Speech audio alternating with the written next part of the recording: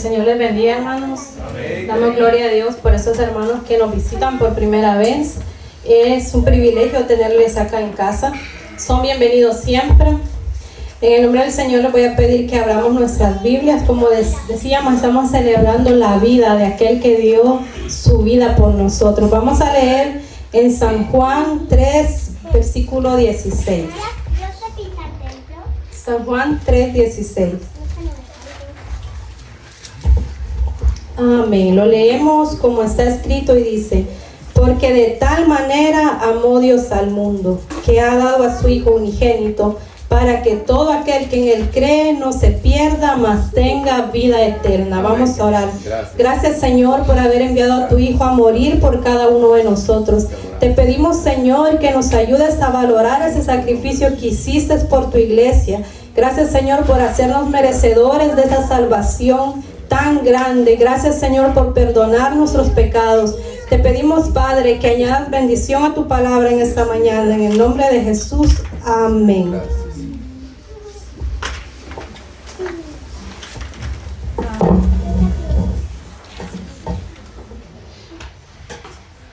Amén. Leíamos en San Juan 3:16 que dice: porque de tal manera amó Dios al mundo. Yo acá le he puesto un tema: un reflejo de amor y sacrificio. Y voy a hacerlo un poquito esta mañana, este tema encaminado a... Bueno, luego después de la predicación algunos se van a dar cuenta por qué, porque está ese ramo de rosas acá. Y por eso yo le puse acá un reflejo de amor y sacrificio, porque qué más grande que nosotros, que todos los que estamos acá, fijáramos nuestra mirada en ese ejemplo que fue Cristo para nosotros.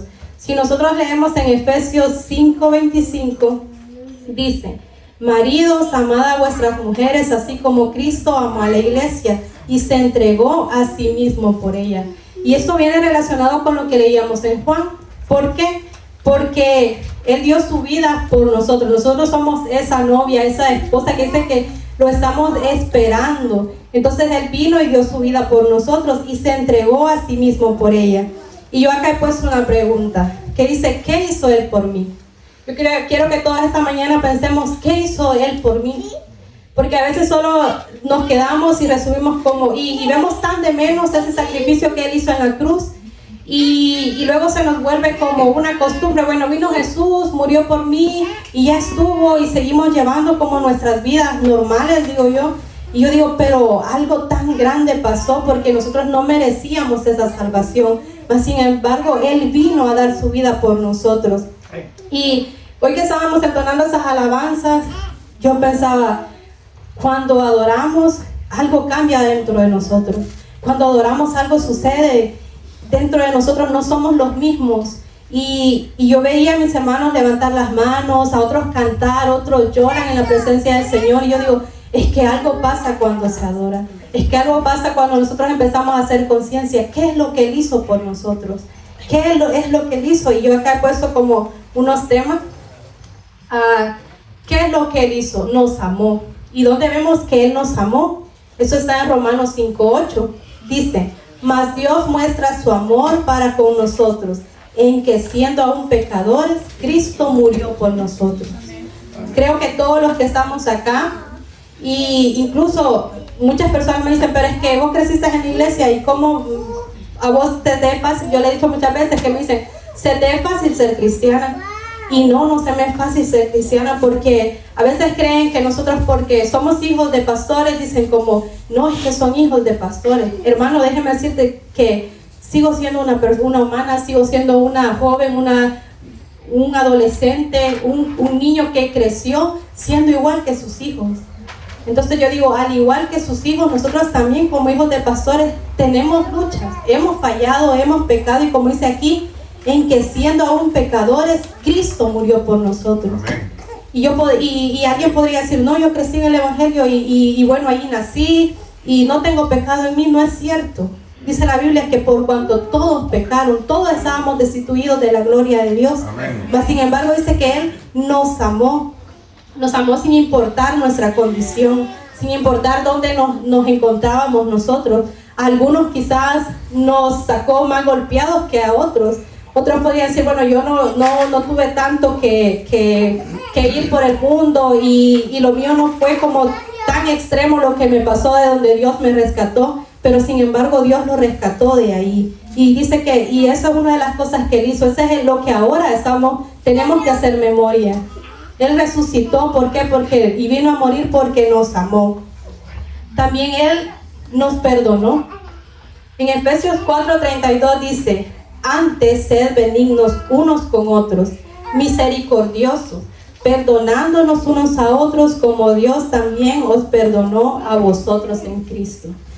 Él nos perdonó sin importar, dice que Él nos perdona los pecados que hayamos cometido. Dice, hay un pecado que Dios no perdona, que es la blasfemia contra el Espíritu Santo, que tenemos que pedirle a Dios que eso no se dé en ninguno de nosotros. Pero de todos los demás pecados dice que Él nos perdona, y dice que lo echa a lo profundo de la mar y no se acuerda nunca más de ellos. Y yo quiero que pensemos en esa mañana, ¿cuánto nosotros deberíamos de perdonar? Si a mí Dios me perdonó haberle fallado un montón de veces, ¿por qué yo ahora no soy capaz de perdonar a mi prójimo? ¿Por qué yo ahora no soy capaz de perdonar a aquel que me ha dañado? ¿Cuántas veces dice la Biblia que tenemos que perdonar? Cuando le preguntó a su discípulo, 70 veces 7. Y muchas veces nosotros nos hacen algo una vez y perdonamos, nos hacen algo otra vez y perdonamos, y luego viene la tercera vez, y ¿qué decimos a veces? No, esto ya es un juego, y no es un juego. O decimos como, no, a este ya le gustó o a esta persona ya le gustó que yo la esté perdonando. ¿Cuántas veces dice la Biblia que tenemos que perdonar? 70 veces 7. Porque así es como Él nos perdona. Si imaginémonos que si yo dijera, bueno, has pecado el día de ahora, ya te había perdonado ayer, pero hoy pecaste, esto de ahora yo ya no te lo perdono. ¿Dónde estaríamos nosotros ahora? Creo que ninguno de nosotros estaríamos acá. Yo digo, yo fuera la primera que no estaría acá si Dios pensara así como muchas veces pensamos nosotros. Mas sin embargo dice que nosotros tenemos que perdonar así como Él nos perdonó nosotros a través de Cristo. Otra de las cosas que Él hizo fue cuidarnos, vendar y sanar nuestras heridas. Porque muchos de nosotros, el mundo nos golpeó. Cuando digo el mundo, puede ser personas, pueden ser situaciones que hayamos pasado, nos han golpeado duro. Y muchas veces quizás hemos dicho y hemos estado en lo más bajo y hemos dicho, no voy a poder salir de aquí. Creo que si todos hacemos memoria y decimos, y nos hemos encontrado en situaciones que hemos dicho, es que de aquí no salgo. Nos hemos sentido como que nos arrojan al pozo de los leones y decimos, es que de aquí no hay salida. ¿Quién me va a ayudar ahora? He escuchado muchos testimonios de hermanos que están acá y de decir como es que yo creía que ya no podía, yo me sentía en lo más bajo y yo le dije, ¿dónde está Dios? Y Dios ahí estaba, y Dios llegó en ese momento, porque en el Salmo 147:3 dice, Él sana a los quebrantados de corazón y venda sus heridas. Él sana a los quebrantados de corazón y venda sus heridas. Nosotros vemos esa historia que Él contó del buen samaritano. ¿Y quién fue ese buen samaritano para nosotros? Fue Él que nos perdonó, fue Él que llegó ahí donde nosotros estábamos, que llega ahí donde nosotros estamos. Muchas veces, hay una alabanza que dice, en la noche a veces llega la tristeza, pero por la mañana viene la alegría. ¿Pero por qué? ¿Por qué en la noche a veces nos ponemos tan nostálgicos y empezamos a pensar y a llorar y a orar? Y Dios está ahí. Y Dios está ahí escuchando, y el siguiente día nos levantamos y decimos, hoy tengo nuevas fuerzas para continuar. Porque Dios está ahí, pero tenemos que creerlo nosotros que Él está ahí. Si nosotros en Lucas 10:37 dice, la parte final dice, entonces Jesús le dijo, cuando hablaba del buen samaritano, le dijo, ve y haz tú lo mismo. Les dije que el tema se llamaba un reflejo de amor y sacrificio. Porque ese reflejo aquí en la tierra deberíamos de ser todos los que estamos acá esta mañana. Ese reflejo deberíamos de ser, Dios hizo esto por mí. Entonces yo ahora voy a salir al mundo a reflejar eso a las personas. Yo ahora voy a salir, si Él me amó, ¿qué voy a salir yo a hacer?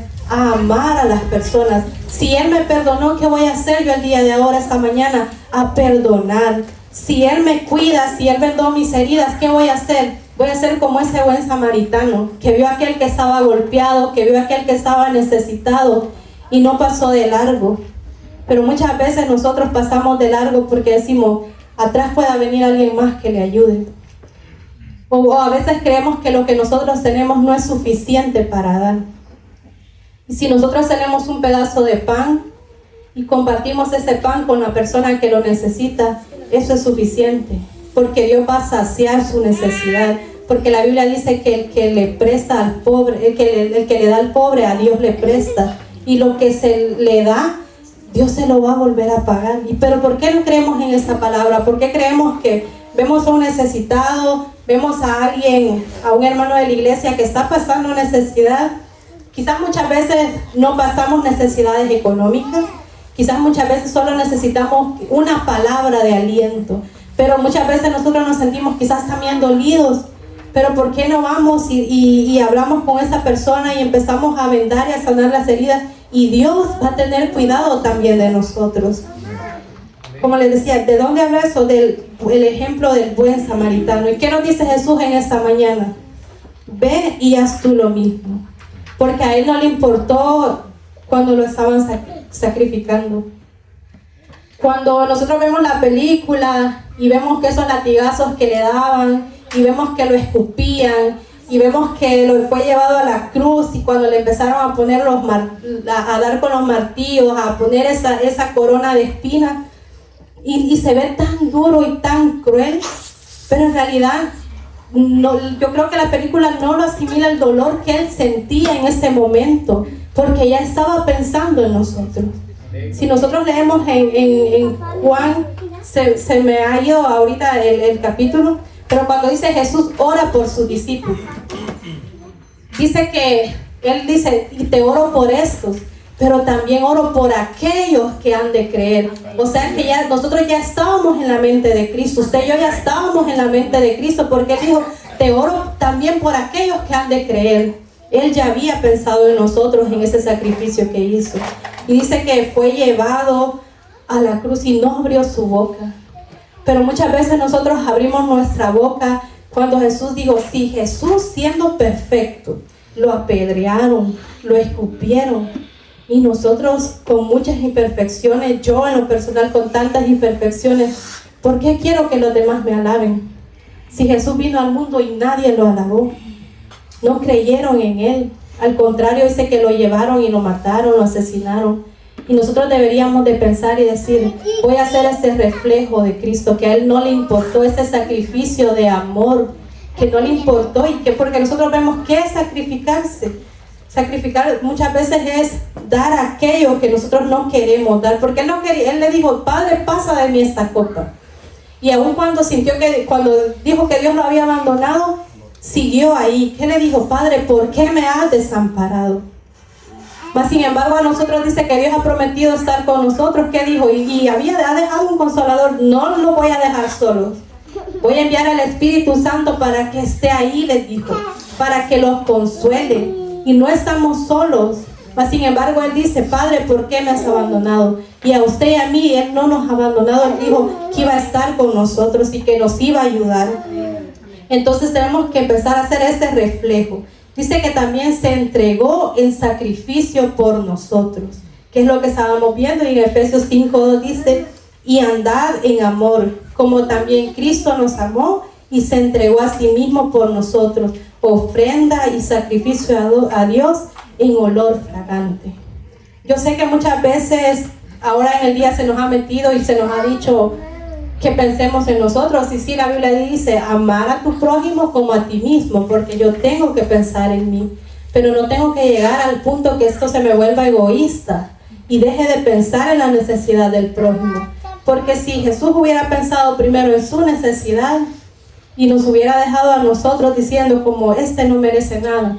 Si nosotros esa mañana pensamos en cuántas veces no hemos dado por decir, esta persona no merece nada, ella se lo buscó o él se lo buscó, pero si nosotros empezamos a hacer ese reflejo de Cristo que se entregó en sacrificio por nosotros, y nosotros entregarnos en sacrificio por esas almas que lo necesitan, por esos jóvenes que lo necesitan. El día de ayer la iglesia se unió, los padres estuvieron unidos. ¿Y qué era el día de ayer?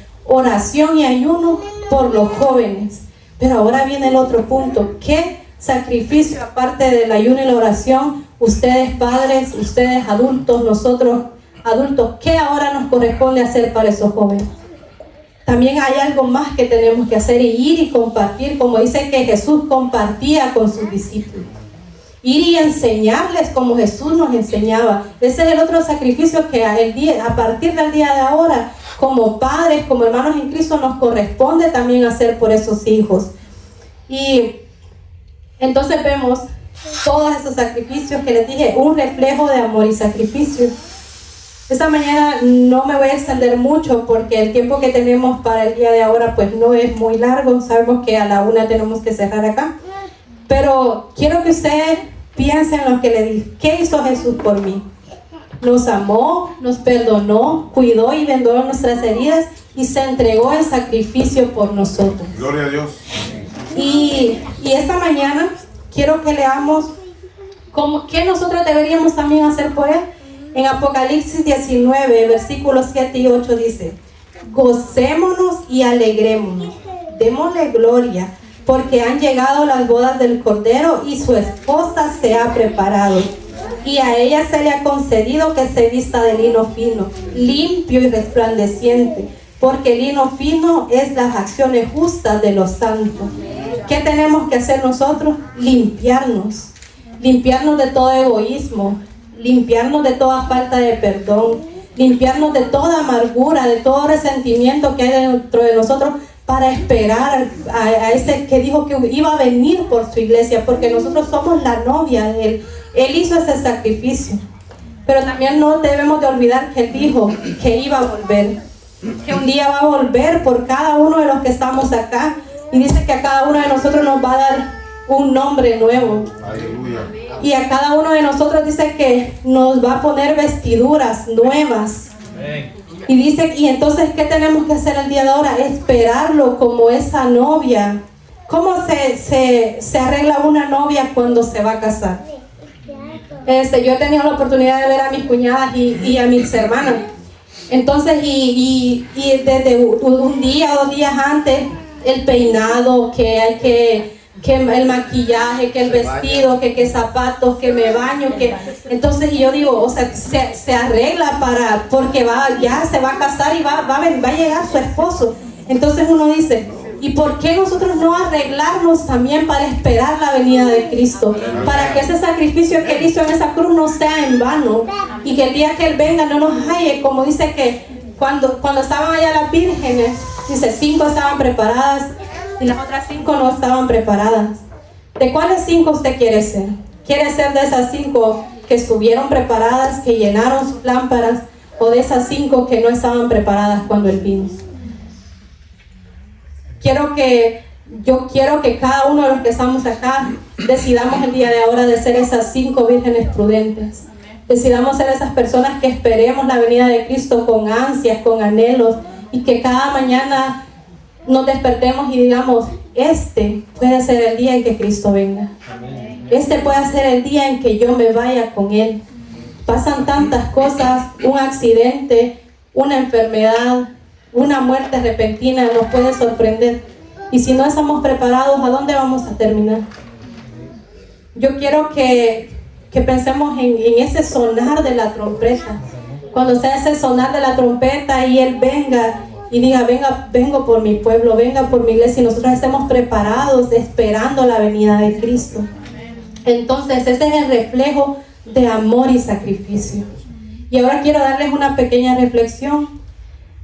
¿Por qué decidí hablar de ese amor y sacrificio? Porque en quién nosotros tenemos que fijar nuestra mirada es en Cristo, no en el pastor, no en los líderes de la iglesia, no en ese hermano que yo tengo a la par, no en el ministerio de alabanza. Porque si usted se fija la mirada en todos los que estamos acá, creo que más de algún defecto nos vamos a encontrar. O quizás a veces nos vamos a sentir cansados y nuestra mirada no va a pasar y va a decir, el hermano me vio mal, o la persona no me quiso saludar. Imagínense que a alguien se le olviden los lentes y no lo vea, pero usted su mirada lo puso en esa persona y diga, es que el hermano no me vio y no me saludó. Y uno dice, pero es que esa persona no ve. Entonces uno dice, no, quizás uno ya piensa, no, el hermano, bueno, yo voy a ir y yo lo voy a saludar. Yo voy a ir y yo voy a preguntarle a ese hermano, quizás está pasando por algo y necesita hablar, y voy a ir y lo voy a saludar. Entonces ser esas personas. Y el día de ahora, bueno, es un día muy especial porque se celebra la vida, esa resurrección de Cristo, y todos debemos de llenarnos de gozo y alegría por eso. Y también esta mañana mis padres están de aniversario. Entonces,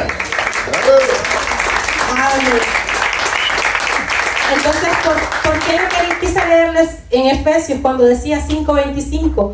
Maridos, amad a vuestras mujeres así como Cristo amó a la iglesia y se entregó a sí misma por ella. Ahora pensemos en los puntos que les dije, que qué hizo Cristo por nosotros, y ahora en lo humano, ¿qué usted, esposo, debería de hacer por su esposa? Amarla, perdonarla, cuidarla, vendar sus heridas y entregarse en sacrificio por ella. Y entonces, podrían decirme, pero es que todo eso es para el esposo, y la esposa, ¿qué va a hacer?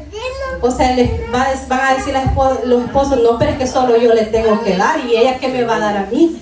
Y en Gálatas 6:7 dice, no os engañéis, Dios no puede ser burlado, pues todo lo que el hombre siembre, eso también segará.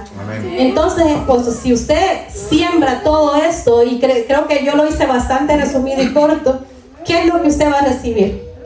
¿Acaso no va a recibir lo mismo?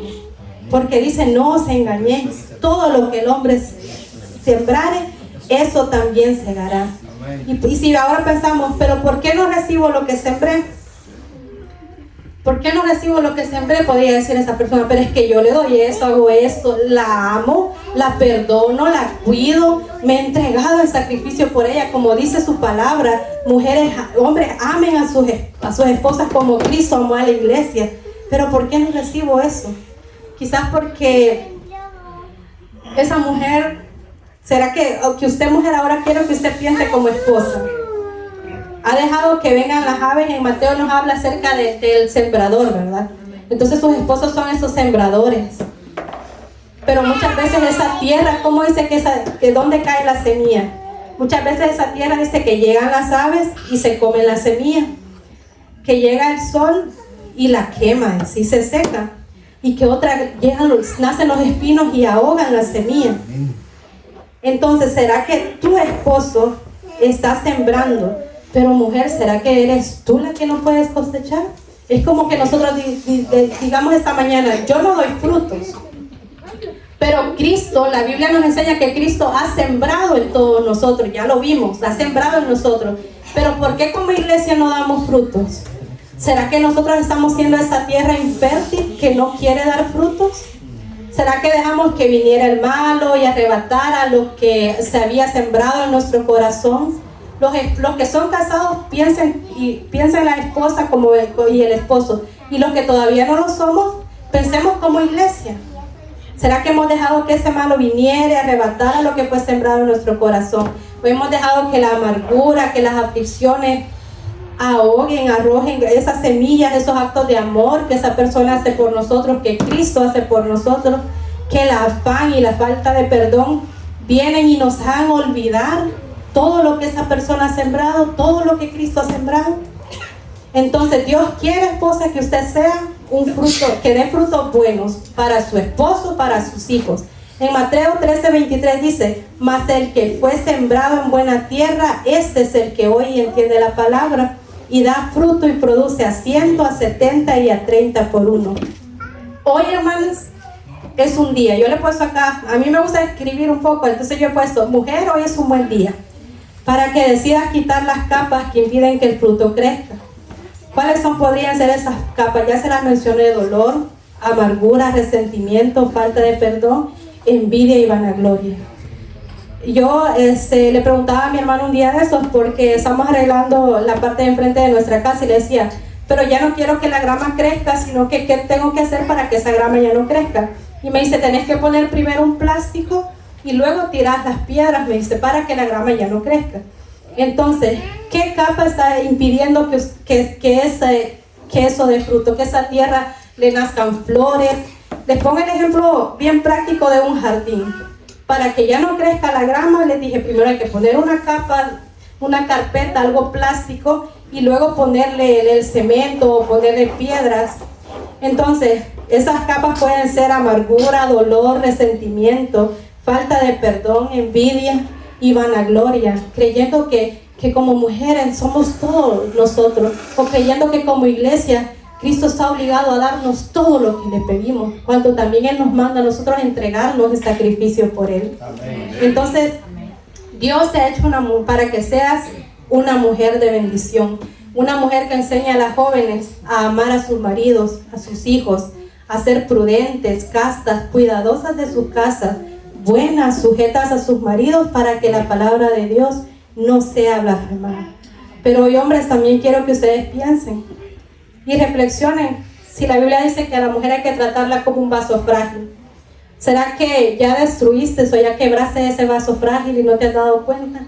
¿O será que ese vaso frágil ya está bien astillado, ya tiene grietas y no has pensado? Entonces luego, cuando quebraste ese vaso, decidiste cambiar y empezaste a sembrar y a depositar cosas, pero habían grietas. Hay grietas ahí donde todo se sale. Si nosotros ponemos un vaso y está quebrado y le echamos agua, el agua se empieza a salir.